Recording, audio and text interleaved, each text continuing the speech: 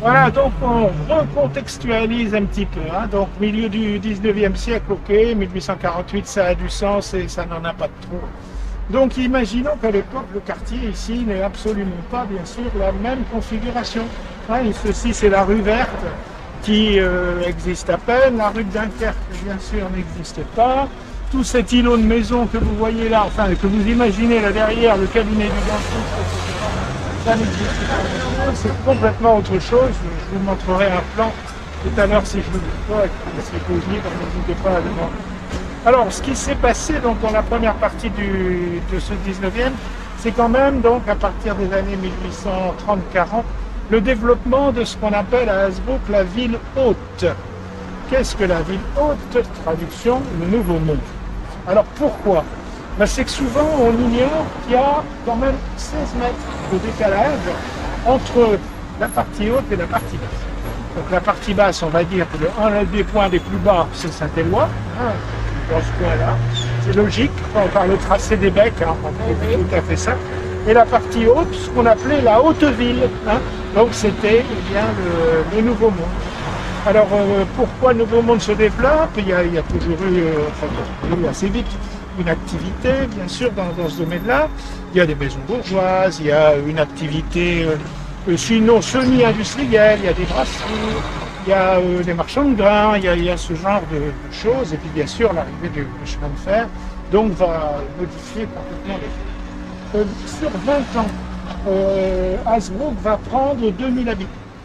Donc vous voyez, c'est beaucoup pour une ville comme Hasbrouck, donc véritablement ça va se développer.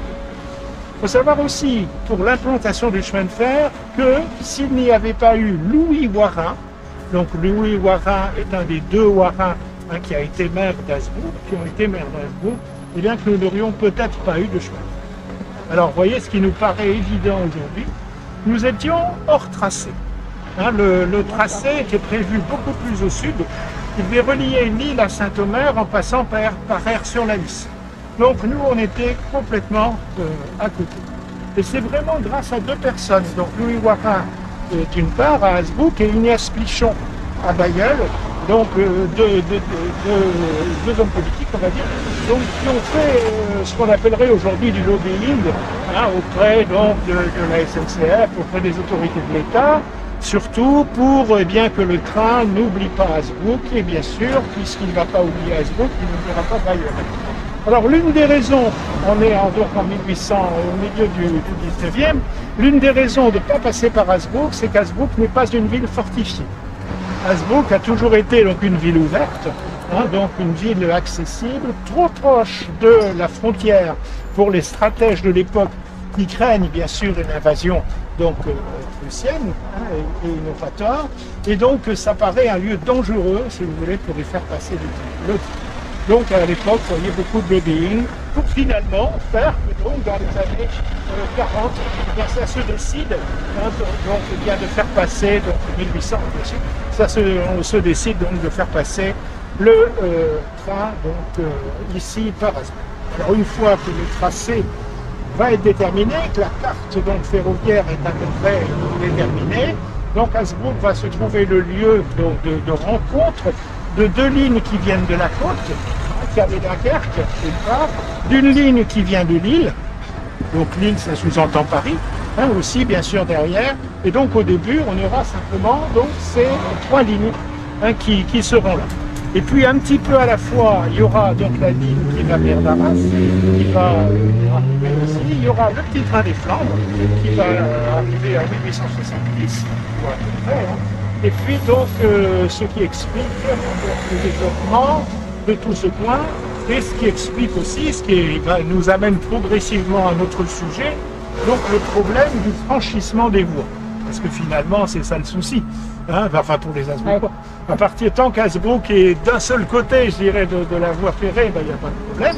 Et puis le jour où forcément Hasbrouck est un peu séparé, il y a un problème de franchissement.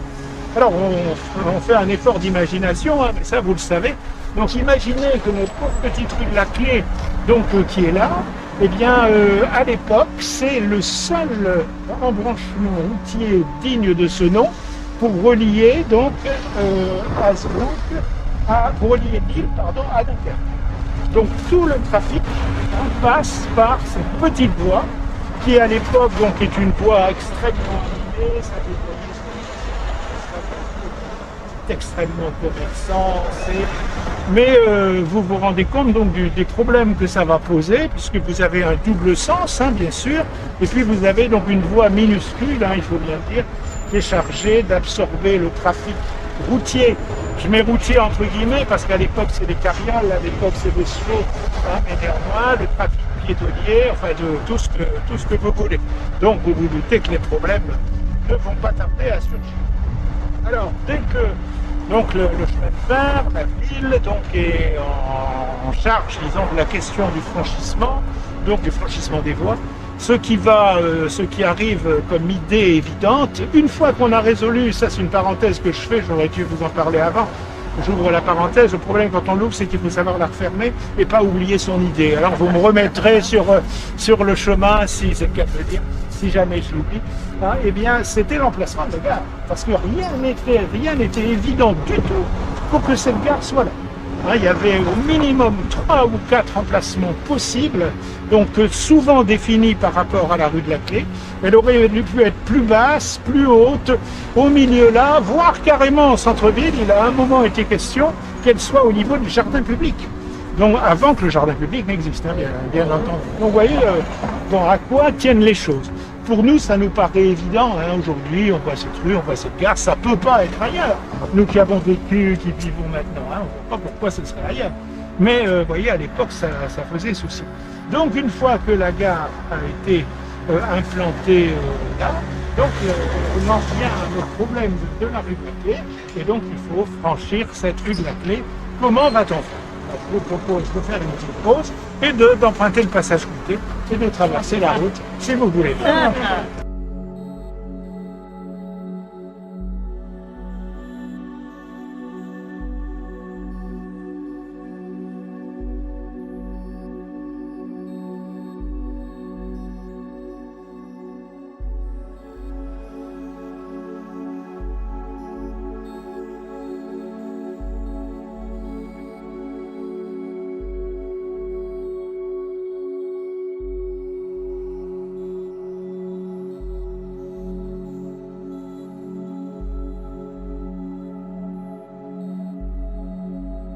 Je vous laisse regarder tranquille pour vous approprier un petit peu le plan. Donc voilà. Donc c'est la rue Dunkerque. D'accord. Là je le vois à l'envers, mais vous m'aidez, c'est la rue de la Clé. La Clé, voilà. Les voies. D'accord. Les voies de chemin de fer, la maison de grotte, vous voyez, qui n'existe plus, qui était à la place, en gros, du cabinet de dentiste, etc. Voilà, okay. Et donc, on voit, voilà, bien dans le prolongement, vous voyez, voilà, donc ici, l'endroit où il y aura le passage à niveau, et vous avez là, excusez-moi, faut que je me tourne, voilà, vous avez là, ici, la passerelle, la première passerelle. Ah oui, première passerelle. Voilà, la toute première, qui serait vraiment contre la poste, quoi.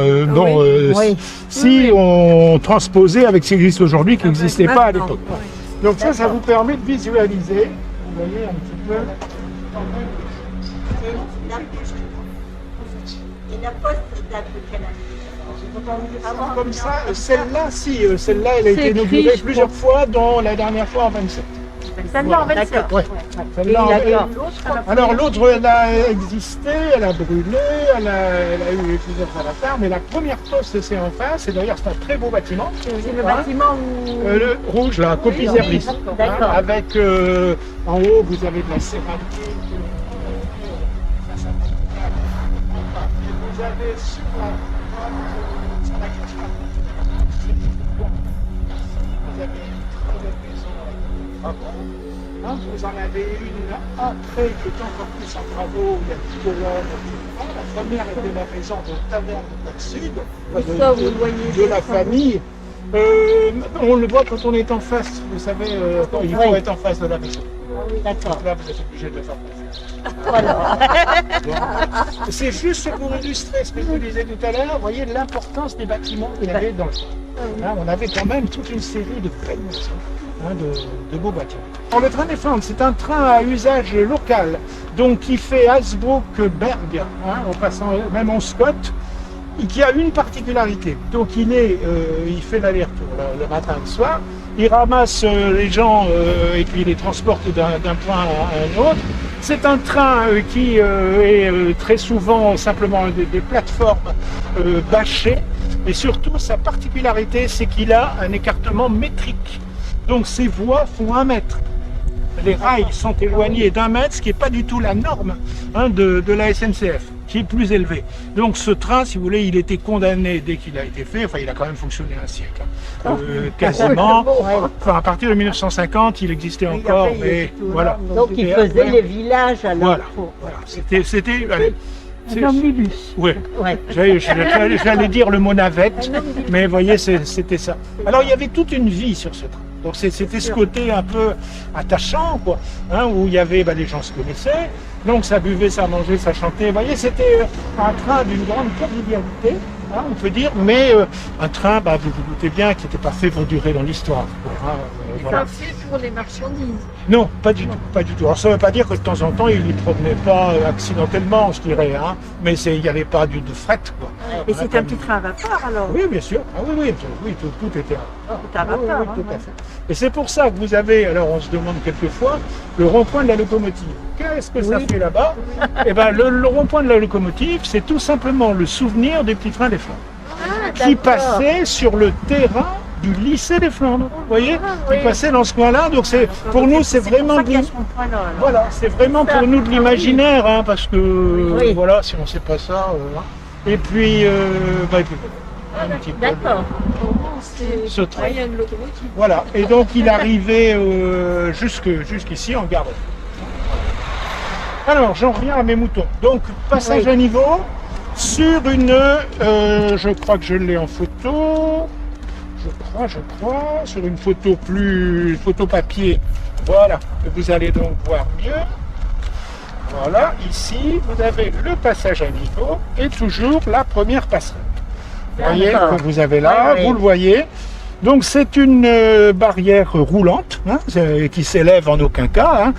C'est pas du tout un passage à niveau comme on a pu le connaître. C'est un passage à niveau, donc bien sûr qui roule.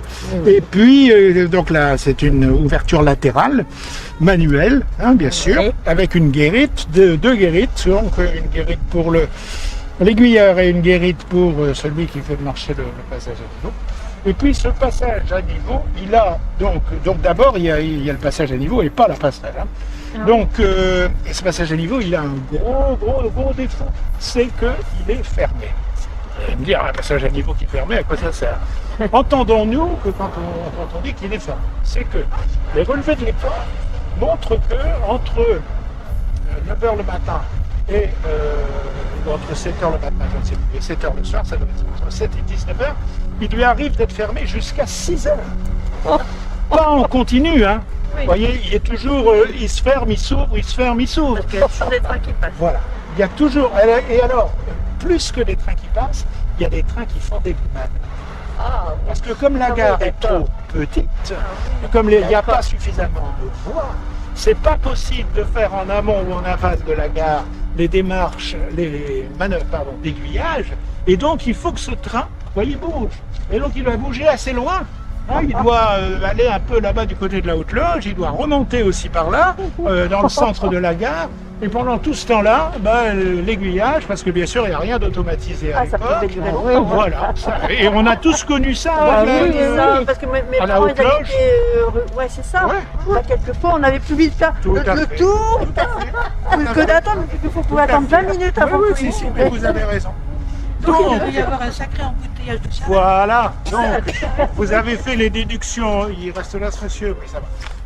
C'est peut-être une dame. Donc ça causait, donc, comme vous venez bien de le dire, des embouteillages qui étaient insurmontables. Et alors il y avait le problème aussi le midi de la migration des ouvriers. C'est-à-dire qu'on avait beaucoup de gens donc, qui travaillaient d'un côté et qui habitaient de l'autre, dans les deux sens, textile, etc.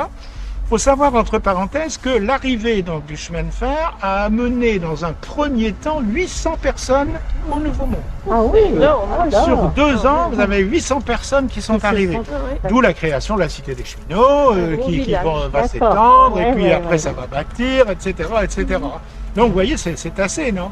Et alors donc, pas seulement la Cité des Cheminots, mais tous ces gens donc, qui doivent passer, tout le monde se rend compte, d'abord eux, et puis aussi la municipalité, qui se rend compte que c'est pas possible de continuer comme ça, quoi, et qu'il faut faire quelque chose. Donc 1869, première pétition pour la construction de la passerelle. D'une passerelle, et tout de suite, on parle à ce moment-là, dans les réclamations, ou dans les idées, tout simplement, l'idée du passage inférieur. On commence à en parler, parce que la passerelle va résoudre le problème piéton, mais en aucun cas le problème de nos carrioles, le problème de tout ce qui roule, qui reste bloqué là. Bon, pour les piétons, formidable, ils grimpent sur la passerelle, de l'autre côté. Tandis que pour tout ce qui roule, voilà, les chevaux, voilà, ben pas possible, bien sûr. Donc, vous voyez, il a fallu attendre 1848 jusqu'à 1870 pour qu'il y ait la construction de la première passerelle. Donc, celle que vous voyez là, qui est toute petite, donc vous voyez la différence de celle qu'on connaît, il y a une montée, ensuite on a un palier qui est perpendiculaire à la plateforme, et puis donc on en a un autre qui est perpendiculaire aussi de l'autre côté, qui descend donc, mais ici en face, pas du tout dans l'emplacement de l'actuelle passerelle. Donc c'est très petit, ça fait 2 mètres de large, 20 mètres de long, et ça monte, si ma mémoire est bonne, à 4,30 mètres. 4,30 mètres ou 4,50 mètres, je ne sais plus, mais enfin dans ces eaux-là. Donc voilà, c'est l'attraction du moment à Hasbrouck. Les gamins vont dessus, et même tout le monde, les adultes aussi, ils vont voir. Ben oui, c'est spectaculaire, voilà, c'est spectaculaire. Du coup, c'est un but de sortie. Voilà, les premiers incidents, les lâchers de vapeur en dessous de la passerelle qui brûlent les fesses. Quelques gamins, on ne parle pas d'adultes. Des adultes qui sont au-dessus et qui perdent leurs vêtements parce que les chapeaux s'envolent. Bon, c'est un détail. Et puis la sécurité, parce qu'on a des gamins qui descendent. Dès que vous avez une rampe d'escalier, vous avez des enfants dessus. C'est logique. Donc même le commissaire de police intervient, mais il faut faire quelque chose, etc. Bon, donc on sent que ça ne va pas être une solution très très durable, quoi. Enfin, notre première passerelle, elle est ici, à cet endroit-là. Donc 1870. Et elle va durer, vous voyez, jusqu'en 1881. Donc la première passerelle, seulement, voilà. 1881, parce qu'en 1881, eh bien, premier accident. Alors, il se passe quoi? Donc, il y a un train qui arrive, un train de fret, et sur donc ce coup-ci, là, il y a du fret. Et sur une plateforme, vous avez un générateur. Un générateur donc, qui est posé, qui devait être emmené du point A au point B, j'en sais rien, mais ça passait par Hasbrouck. Et ce générateur, il dépasse de 29 cm le gabarit de la passerelle. Donc, vous voyez, on n'a pas... C'est le début aussi, des chemins de fer, des transports, etc. Il n'y a rien de normalisé, quoi, encore. Et donc, c'est comme de temps en temps, on voit, enfin, on en voit de moins en moins, mais il y a quelques années, les camions passaient en dessous. On les voyait, c'était moins signalisé, etc. Donc là, il y a un pauvre gars qui arrive avec son train, et puis il emmène la passerelle. Hop, la passerelle, elle s'en va complètement. Donc elle n'est pas large, elle n'est pas costaud, elle n'est pas... Donc elle est arrachée en fait. Elle est arrachée. Il y avait des gens dessus? Comment? Non, pas du tout. Alors, non, mais bonne question. Parce que dans la presse de l'époque, aussi bien en 80 que lorsqu'il y aura donc les autres accidents des passerelles, eh bien, la presse dira toujours, heureusement, pas de blessés. Qu'est-ce que pas de blessés, pas de morts, parce qu'après, il y aura un accident dramatique. Donc, un peu plus tard, enfin nettement plus tard, en 1921. Et en 21, eh bien, recatastrophe, en ce sens que cette fois-ci, on a un train qui arrive du littoral, donc qui arrive de Calais. Il y a alors heureusement c'est un train de marchandises, c'est de nuit. Il y a un train, donc il y en a beaucoup, mais il y en a un notamment donc, qui est en gare d'Hasbrouck, qui est à l'arrêt et qui attend. Et celui qui arrive donc du littoral ne s'arrête pas, ne respecte aucun signal et fonce, ça va s'encastrer donc dans ce train. Donc c'est comme dans les films télé, comme dans les films catastrophes, il y en a un à l'arrêt, il y en a un qui arrive, et ce qui se passe, c'est ça. Tout à fait. C'est une faute humaine qui est due à l'alcool.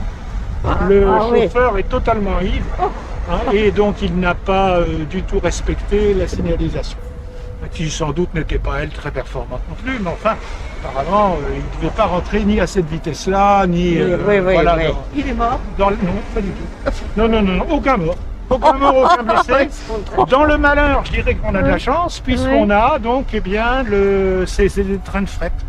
Donc, voilà. C'était pas un voyageur. Voilà. La panique, c'est au niveau des employés SNCF qui voient la passerelle. Alors, cette fois-ci, donc la passerelle, elle tombe pas entièrement. Elle tombe pas entièrement. Je sais pas si j'ai une photo. Mais enfin, elle est en suspension. Il y a quand même une partie qui retombe sur les guérites.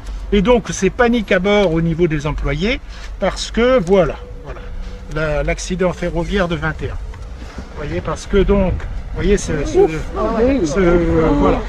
tablier qui est dans l'air. Voilà. Donc, on fait venir une grue de Fivelil pour voilà, c'est ça.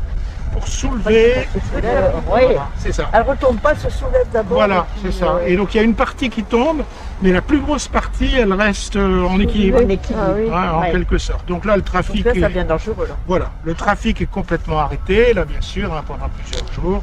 Et puis, oui, voilà.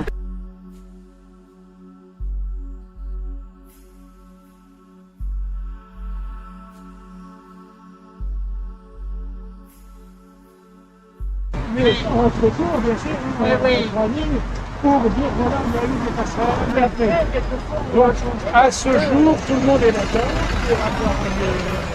pour avoir donc la conservation des morceaux de passerelle dont a parlé donc Sébastien, d'avoir un mémorial passerelle qui soit peut-être un peu plus important, soit au jardin public, soit dans les jardins du musée. Il y a quelque chose.